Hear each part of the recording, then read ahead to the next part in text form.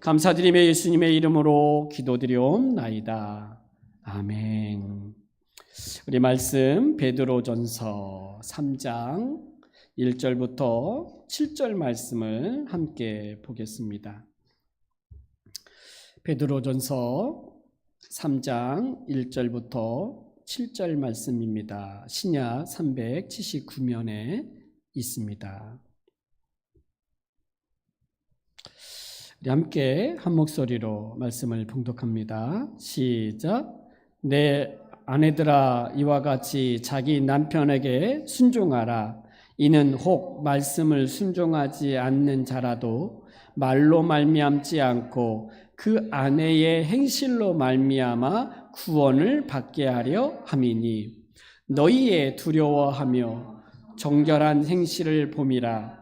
너희의 단정은 머리를 꾸미고 금을 차고 아름다운 옷을 입는 외모로 하지 말고, 오직 마음에 숨은 사람을 온유하고 안정한 심령에 썩지 아니할 것으로 하라.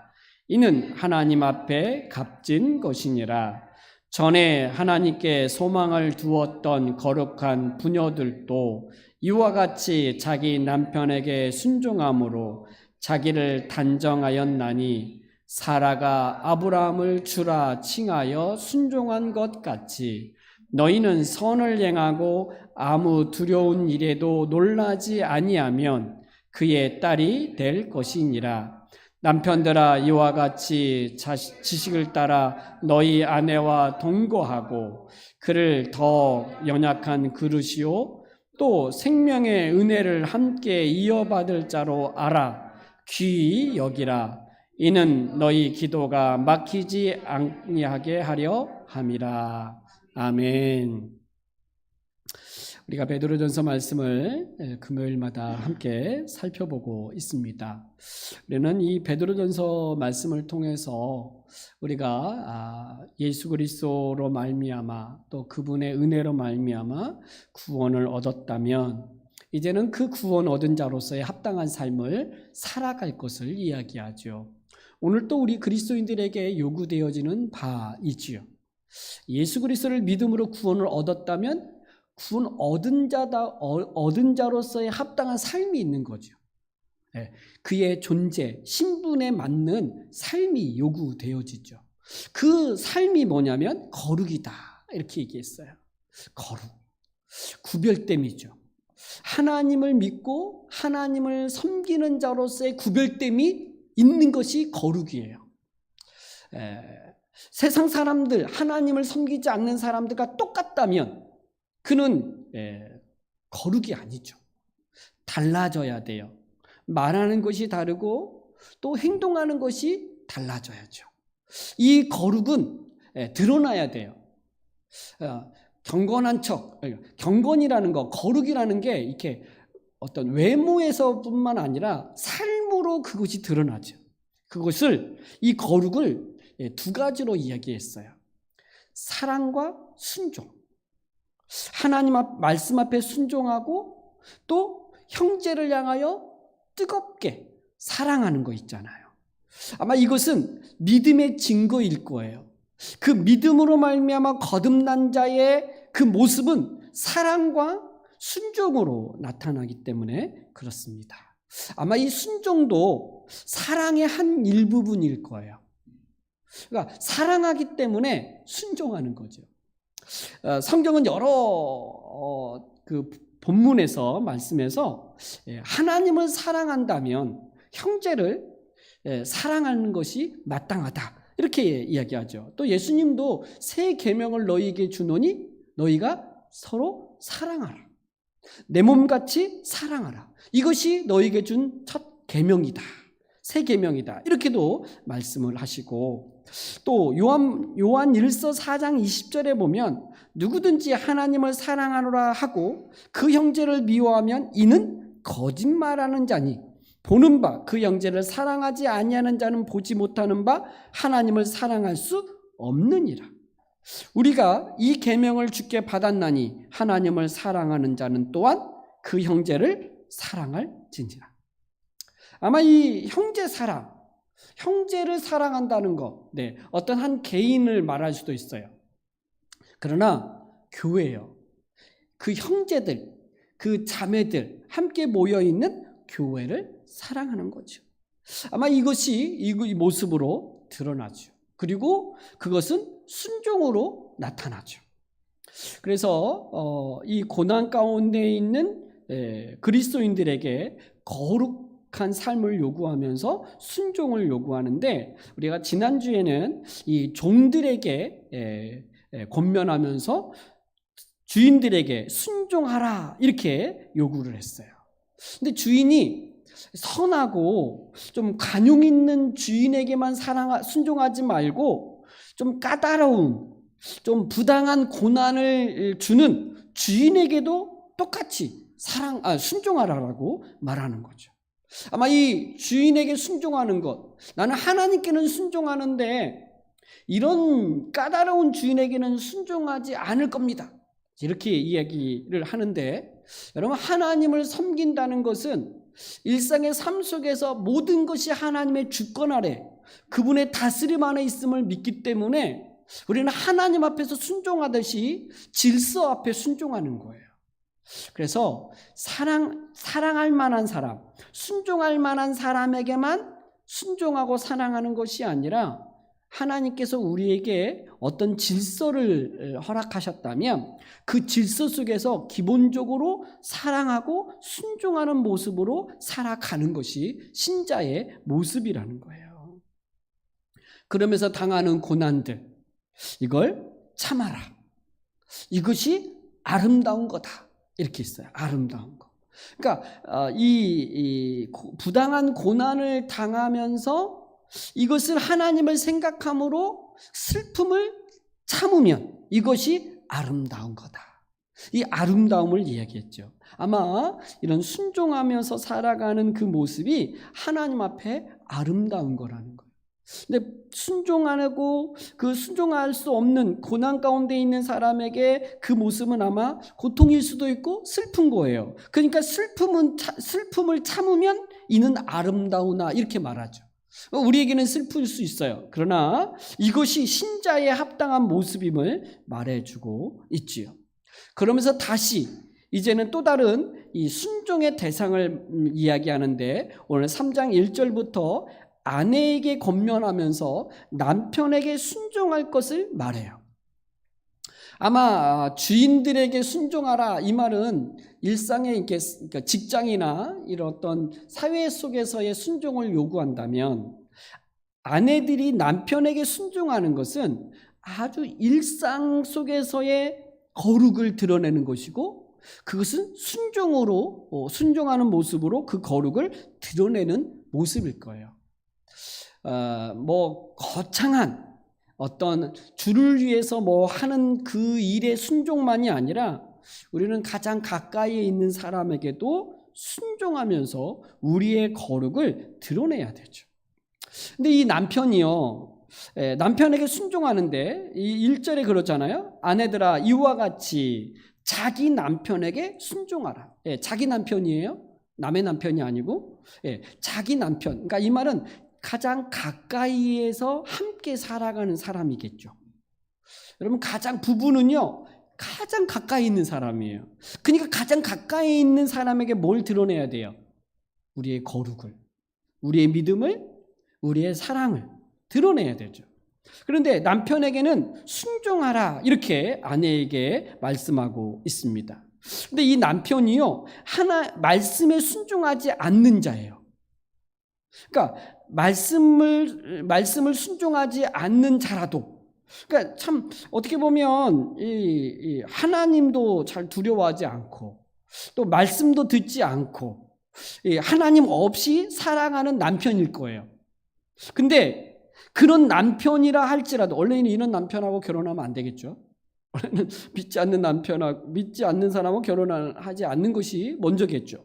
그러나 이제 어쨌든 이 당시에는 그냥 여자의 자기의 어떤 결정권이 없이 그냥 결혼하게 되는 경우들이 있으니까, 결혼했다면 믿지 않는 남편이라 할지라도 어떻게 되냐면 순종해라 이렇게 말하면서 말로써 남편을 어떻게 설득할 수가 없고 그 아내는 그 행실로 선한 행실로 그 남편에게 본을 보임으로 말미암아 그 믿지 않는 남편도 구원을 받을 수 있도록 하는 거예요. 1절 한번 같이 읽어볼까요? 자, 시작. 아내들아 이와 같이 자기 남편에게 순종하라. 이는 혹 말씀을 순종하지 않는 자라도 말로 말미암지 않고 그 아내의 행실로 말미암아 구원을 받게 하려 함이니. 그러니까 이 믿는 아내가 이 어떤 그 남편에게 있어서 또는 일상의 삶 속에서 이 선한 행실을 행하면서 그 모습을 보면서 남편이 어떤 감동을 받는다던가 뭔가 남다른 그의 삶을 모습을 보면서 이 구원을 얻을 수 있는 그 은혜를 입을 수 있는 기회가 주어지는 것이죠. 그러면 아내들은 행실이 선한 행실을 행하기 위해서는 이 외적인 단정, 이 외적인 데 꾸미는 것보다도 더 중요한 것은 내면의 어떤 그 꾸밈이 더 중요하다 이렇게 이야기하는 거예요. 2절부터 4절이 아마 아내들에게 있어서 그 아름다움이 무엇인지, 사실 여인들의 아름다움은 외모로 이야기하잖아요. 근데 외모보다도 더 중요한 아름다움은 내면이라는 거죠. 마음이 고와야 여자지 얼굴만 이쁘다고 여자냐 뭐 이런 노래 가사도 있는데 사실 여인들의 아름다운 외모일 수도 있어요. 이렇게 그러나 외모도 잘 꾸며야 되지만 그러나 외모의 꾸밈보다도 더 아름다움은 여인 아내의 아름다움은 내면이라는 거예요. 그래서 3절에 보면 너희의 단장은 머리를 꾸미고 금을 차고 아름다운 옷을 입는 외모로 하지 말라는 거예요. 그러니까 아름다움, 너의 꾸미는 거, 아름다움을 드러내기 위해서 그 외적인 단장들 있잖아요. 여러 화장들을 하고 또 머리를 아주 예쁘게 꾸미고 또 금을 차고 귀걸이하고 목걸이하고 또 뭐 아름다운 명품 옷을 입는다고 그의 아름다움이 아니라 진짜 아름다움은 내면의 아름다움이라는 거예요. 4절 오직 마음에 숨은 사람을 온유하고 안정한 심령에 썩지 아니할 것으로 하라. 이는 하나님 앞에 값진 것이라. 이렇게 이제 말씀하시니까 3절은 외모를 꾸미지 말고 단장하지 말고 4절은 내면. 여러분 오직 마음에 숨은 사람 이게 뭘까요? 마음에 숨은 사람. 내 마음에 뭐 숨어 있어? 이게 아니라 마음에 숨은 사람이 내면이잖아요. 자기 내면이에요. 그러니까 외적인 자기신도 있지만 내적인 자아가 있잖아요. 그걸 마음에 숨은 사람 이렇게 말한 거예요. 다르게 또 표현한다면 속사람 이렇게도 말할 수 있겠죠. 그러니까 외적인 사람, 내적인 사람 뭐 이렇게 얘기할 수 있지만 어쨌든 이 내면 또는 속사람을 말하는 거죠. 그러면 그 속사람을 어떻게 하라는 거예요? 온유하라는 거. 온유함으로 꾸미라는 거예요. 온유함이 뭐예요? 부드러운 거잖아요. 부드러움이에요. 이게 부드러움으로 다가가는 거죠. 거칠지 않아요. 싸납지가 않아요. 이 마음의 온유함이 사실 많은 것들을 바꿔놔요. 여러분 온유한 사람 성경에서 말하면 대표적으로 모세지요. 여러분 모세가 이스라엘 백성들을 광야에 이끌어 가면서 백성들의 원망, 불평 이렇게 하나님 앞에 대적할 때 이 모세는요 끝까지 백성들 편에 서서 그들을 이끌어가요. 정말 조금 전에 원망하며 불평함으로 인해 하나님의 진노를 받았는데 조금 또 가다가 물이 없어서 원망하고, 길로 인하여 원망하고, 먹을 것이 없다고, 또 대적들로 인하여 원망하고, 이런 원망의 이 백성들을 끝까지 온유함으로 그들을 품었던 사람이 바로 모세이죠. 그래서 온유함, 이게 좀 넉넉함 있겠죠. 부드러움. 그래서 이런 마음을 품는 것이 아름다운 거다. 이런 마음을 가져라. 또 하나, 안정한 심령에 썩지 아니할 것으로 하라. 이렇게 말했어요. 안정한 심령에 썩지 아니할 것. 이게 뭘까요? 안정한 심령. 여러분, 이게 이제 어떻게 보면 내면의 평안함이거든요. 내면의 어떤 평안함을 갖는 건데, 이게 사람이 믿지 않는 남편이 막 뭐라고 하고 뭐 이렇게 좀 마음을 상하게 하고 막 이러면 이 남편의 말로 인해서 요동치하지 않는 거예요. 이 안정한 심령에 썩지 아니할 것. 그러니까 이 마음이 이런 남편의 어떤 말이나 어떤 행동이나 이런 것들로 아내가 막 요동치지 않고 마음의 평안함, 안정을 늘 품는 거예요. 이럴 때 여러분 뭐 보통 건들잖아요. 이게 좀 남편이 아내를 막 건들어. 그랬을 때 건들 때 어떻게 반응하나 이렇게 보면서 막 건들 때 확 화내면 이제 그렇지 뭐 이렇게 얘기하는데, 이 아내의 이 내면의 온유함과 이 마음의 어떤 이런 안정된 심령을 가졌을 때 이것이 참으로 하나님 앞에 값진 거다, 귀하다. 어떤 것으로도 외적인 치장하는 것보다도 이것을 가지고 있는 사람이 값진 거라는 거예요, 하나님 앞에. 이런 거죠. 그러면 어떻게 우리가 그런 마음을 품을 수 있을까? 여러분 2절에 보면 너희의 두려워하며 정결한 행실을 봄이라. 누가? 남편이. 여기서 너희의 두려워하며 정결한 행실을 남편이 보는데, 이 아내가 두려워하는 이 두려움은 남편을 향한 두려움이 아니에요. 남편 앞에서 뭐 이렇게 순결함, 정결함을 행하는 게 아니에요. 이 두려움은요, 하나님을 향한 경외감이에요. 그러니까 하나님 앞에서 경건함인 거고, 그리고 하나님 앞에서 순결함을 가지고 있는 거예요. 그러니까 지금 남편에게 있어서 온유한 내면의 모습을 가지고 있고 그 안정된 심령을 가지고 있는 아내의 마음은 이 남편에 대한 두려움이나 남편을 향한 어떤 이런 것으로 인한된 게 아니라 하나님을 믿는 그 믿음으로 말미암아 갖게 되어진 마음이죠. 여러분, 이 경건함이, 두려워하는 이 마음이, 하나님을 향한 두려워하는 마음을, 두려움이 아니라 경외감이거든요. 하나님이 나에게 생명을 주시고 하나님이 나의 모든 것을 이렇게 풍성케 하시고 인도해 가실 것에 대한 믿음으로 인한 경외감이에요. 이 하나님을 향한 이 믿음 때문에 이 아내의 마음이 이런 온유함이나 이런 안정된 심령을 가지고 있는 거죠. 여러분, 이 신자들이 세상의 어떤 이 어려운 환난 속에서도 평안함을 유지할 수 있는 것, 뭐 경제적인 어려움이 온다던가, 몸에 질병이 병에 아픔이 온다던가 이래도 처음에는 좀 힘들지만 그것을 하나님을 향한 믿음으로 말미암아 이걸 떨쳐내고 이 마음의 평안함을 유지하는 경우가 있어요. 요동치지 않는 거죠. 어떤 외적인 것들로 인하여 마음의 삶에 요동치지 않는 거예요. 늘 하나님을 믿는 그 믿음이, 그 하나님을 향한 신뢰가 나의 삶을 안정하게 만들어요. 이런 삶을 누가 지켜보고 있냐? 믿지 않는 남편이 지켜보고 있는 거예요.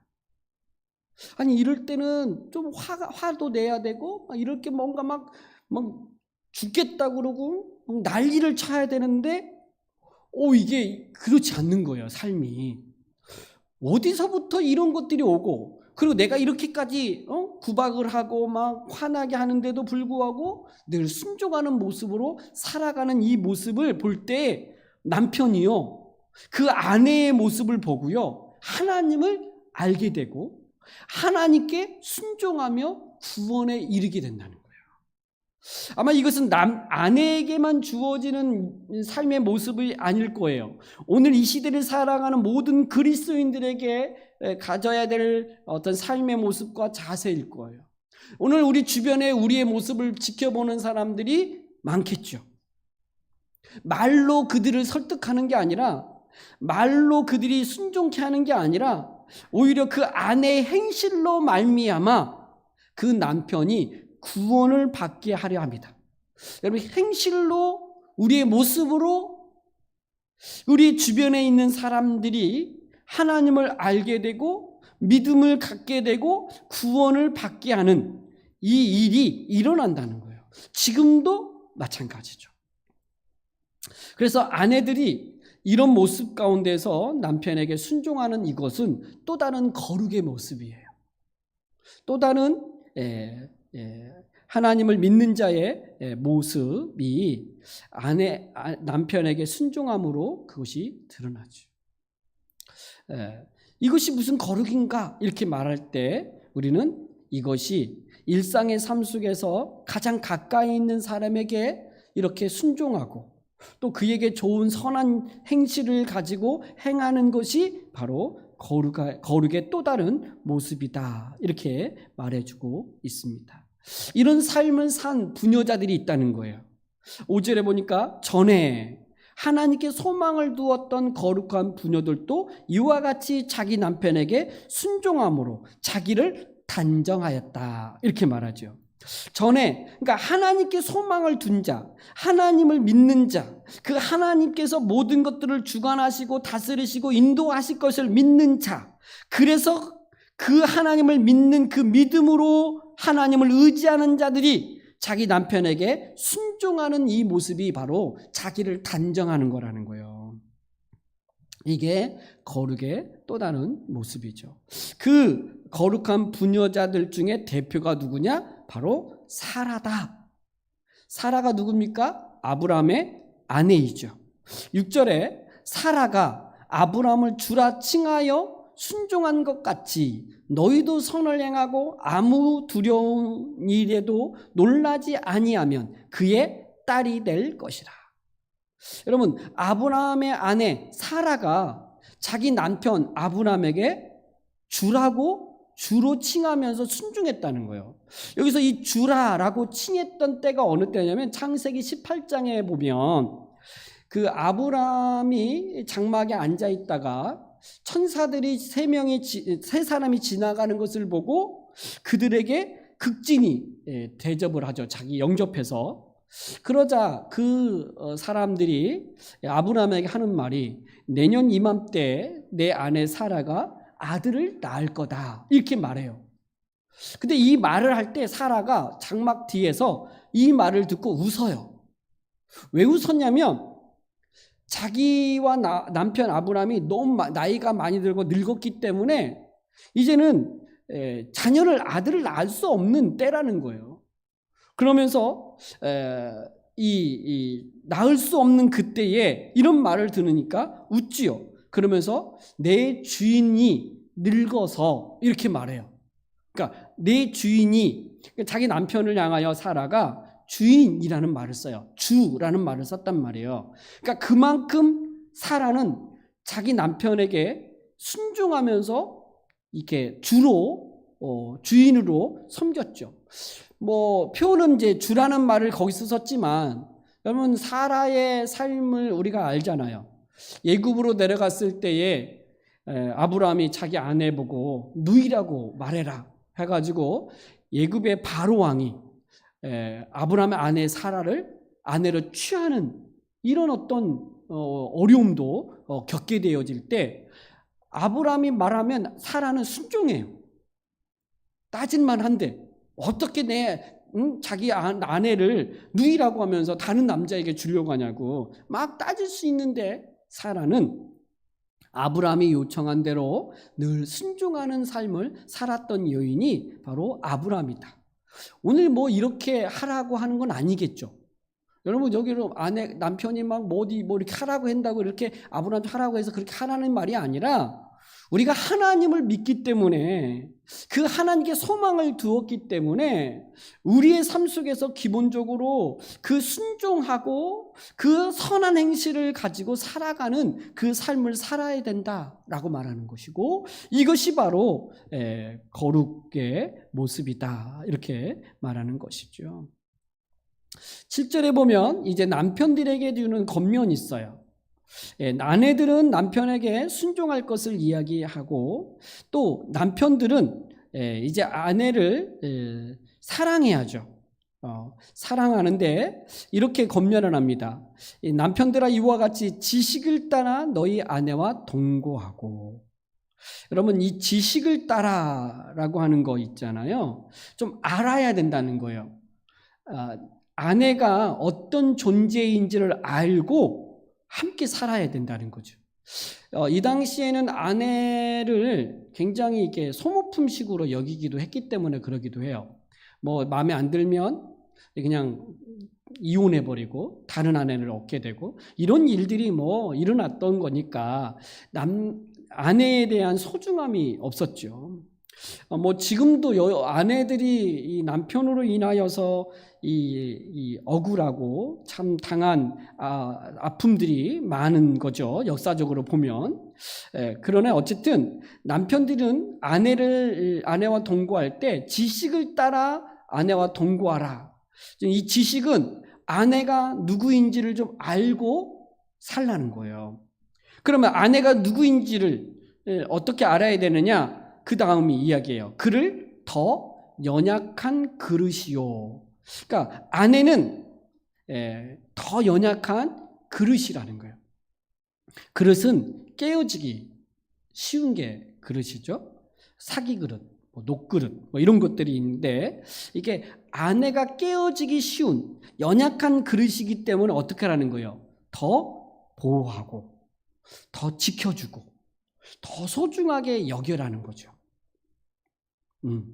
그러나 남편도 연약함이 있죠. 남편도 연약한데 남편보다 더 연약한 건 아내라고 말하는 거겠죠. 남편은 연약하지 않은 게 아니라 남편도 연약해요. 그래서 서로가 더 귀하게 여기면서 서로 돕는 배필로서 이렇게 살아가야지, 일방적으로 남편에 의해서 아내를 함부로 취급하고 대하는 것은 맞지 않지요.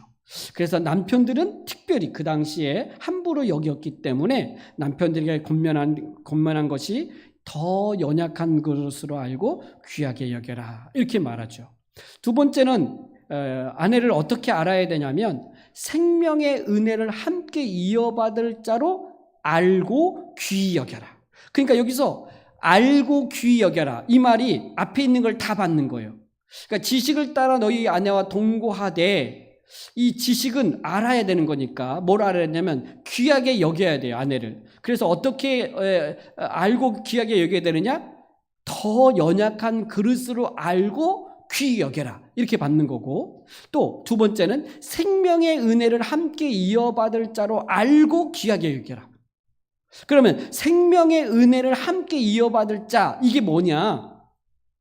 남편이 예수님을 믿음으로 말미암아 구원을 얻어 생명을 얻은 것처럼, 은혜로 생명을 얻은 것처럼 너의 아내도 바로 그 은혜로 말미암아 생명을 얻어 구원을 얻을 자로 알라는 거예요. 함께 구원을 얻을 자인 거예요. 여러분, 가장 가까이 있는 사람을 너무 쉽게 생각하고 함부로 대하는 경우들이 참 많아요. 내까지 게 이렇게 사랑한다고 하는데 정말 소중하게 사랑한다면 소중하게 여겨야 되는데, 의외로 가까이 있는 사람을 함부로 대하는 경우들이 참 많아요. 같은 믿음의 신앙생활을 하는 사람들조차도 가까이 있는 사람을 그냥 소중하게 여기보다는 저 멀리 있는 사람에 대해서 더 마음을 두는 사람들이 있어요. 그러니까 가까이 있는 사람을 돌보지 않으면서 조금 더 멀리 있는 사람을 돌보겠다고 가까이 있는 사람을 함부로 여기는 경우들이 있죠.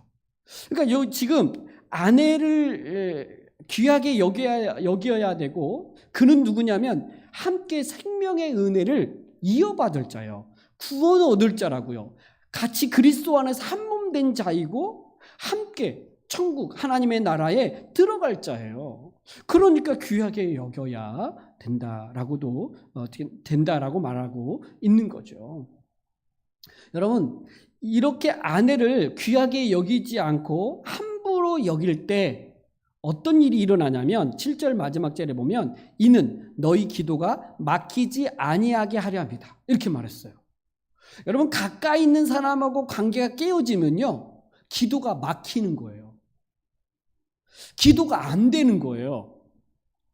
우리는 좀 잘 모르는 사람은 더 많이 사랑하는 것 같고 아끼는 것처럼 막 표현하는데, 정작 가까이 있는 사람에 대해서는 사랑하고 아끼고 더 표현을 많이 해야 되는데 이건 안 해.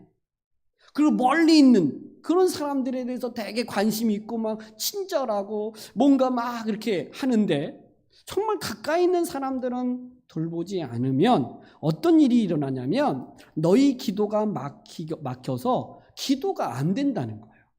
여러분, 기도가 막힌다는 말이 뭐냐면 기도가 안 된다는 거예요. 안 된다는 거예요. 여러분, 이 표현이 엔코토라는 단어, 막힌다는 단어가 엔코토라는 단어라고 하는데 헬라어예요. 방해하다, 회방하다, 문을 노크하고 들어가다, 끼어들다, 뭐 이런 표현이라는, 이런 단어의 뜻이라는 거예요. 그러니까 기도하는데 방해하는 거예요. 기도하는데 막 뭔가 해방을 놓아요. 문을 노크하고 막 들어와요. 끼어들어요. 그러니까 기도를 할 수 없도록 지금 막아버린다는 거예요. 뭐가? 아내를 귀하게 여기지 않고 함께 생명의 은혜를 이어받을 자로 여기지 않고 나보다 더 연약한 그릇으로 여기지 않고 그렇게 함부로 대하고 사랑하지 않고 이렇게 가면 너의 기도가 막힌다. 그래서 막히지 않도록 이렇게 해라, 이렇게 얘기죠. 아마 이 경건함, 거룩함, 우리 신앙생활에 있어서 어떻게 보면 가장 가까이에 있는 사람에게도 우리의 거룩, 우리의 하나님을 믿는 그 믿음의 모습, 경건함을 보여야 됨을 말씀하고 있는 내용이죠. 오늘 이 3장 1절부터 7절은 아내와 남편에게 주어지는 권면이지만 이것은 오늘 모든 그리스도인들에게 동일하게 어떻게 살아가야 되는지를 말씀해 주는데, 순종하고 사랑하는 이 모습인데 그 순종과 사랑의 모습을 좀 더 구체적으로 말씀해 주는 내용들이죠. 외적인 것에 치장하지 말고 막 머리를 꾸미고 예쁜 옷을 입고 막 외적인 것만이 아니라 내면에 속 사람의 그 아름다움을 꾸미기 위해서 참된 믿음 안에 나가야 되고, 예수 그리스도를 믿는 그 믿음과 또 하나님의 말씀으로 인하여 하나님께 소망을 두는 이런 사람이 바로 내면의 아름다움을 꾸미는 자예요. 남편들은 지식을 따라서 아내를 귀하게 여기고 사랑하며 가야 되죠. 그 지식은 아내가 나보다 더 연약한 그릇이다, 또 생명의 은혜를 함께 이어받을 자다라고 하는 것을 알고 귀하게 여기고 가장 가까이 있는 사람들을 소중하게 여기고 존중하고 이렇게 갈 때 우리의 신앙이, 우리의 믿음이, 우리의 기도가 더 하나님 앞에서 온전하게 또 자라가게 될 줄 믿습니다.